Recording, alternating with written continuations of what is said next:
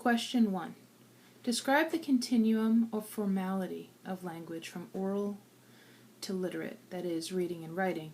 Describe how the form, function, and topics of language differ along the continuum. And as a quick aside, this is going to be a shorter answer than my answer to the second question. I'm preserving some of the time in this question for use in the second question because it's significantly more complex. Okay, so as I understand this question, it's asking that I compare and contrast the differences in language between oral language and literate language by describing how oral language and literate language affect the form, function, and topics of language. So in a literate culture, like the mainstream U.S. culture, most children progress from oral language to literate language as they develop. In the U.S. and other similar nations, literate language, that is, reading and writing, is often much more respected than oral language, and it's considered to be the primary language of instruction for both children and adults. Literate language, it's able to be stored in a written form, so it's more physically tangible and therefore less fleeting. It can be recorded once by writing and read as often as needed. Although there are methods of preserving oral language, such as video recordings and audio recordings, they're less common, typically, especially in cultures like the U.S., although the oral stuff does tend to be more common in deaf culture, than records made in print form, and they therefore hold less weight in our educational and legal systems. And part of that is because the oral records, they're harder to discuss and to hold at a distance and to think about abstractly, and I'll talk about that in just a second. So now I'm going to compare and contrast the form, function, and topics of oral versus literate language. Oral language is just that. It's oral. It is spoken, chanted, sung, whispered, yelled. These are some of those forms of oral language. In oral culture, words are everything.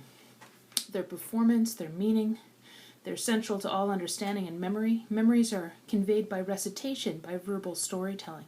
In some cultures, for example, African American culture, there's more of a tradition of oral language than there is in the mainstream U.S. culture, and it's used even by adults. Many of the storytelling traditions used in African American culture stem out of their strong connection with oral language that comes from a tribal background and slave culture. In terms of function in oral language, it tends to be relatively concrete. It's about the here and now, or about reliving past experiences through verbal narratives, and conceptualized knowledge that is not repeated aloud soon vanishes, since it can't be stored outside the mind.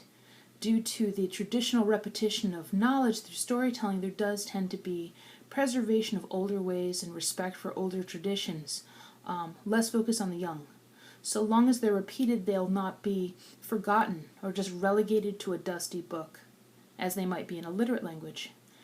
Abstract concepts are difficult to convey in oral language because it's hard to disconnect ideas from their oral presentation, to discuss them metacognitively.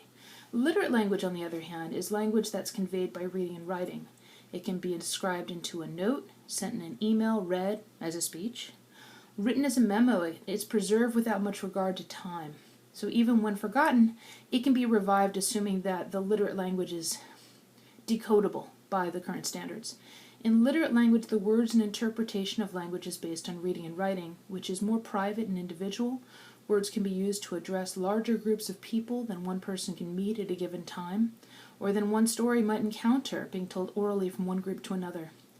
Literate language does tend to be more at a remove than oral language. It's often more about possibilities and events that have occurred at a distance. It allows for concepts to be discussed and manipulated in a more formal manner. While oral language requires repetition and phrasing to be memorable, literate language only needs to be said once or a few times, as a reader can always look back to reread something. It has more efficiency in the use of language as it relates to time.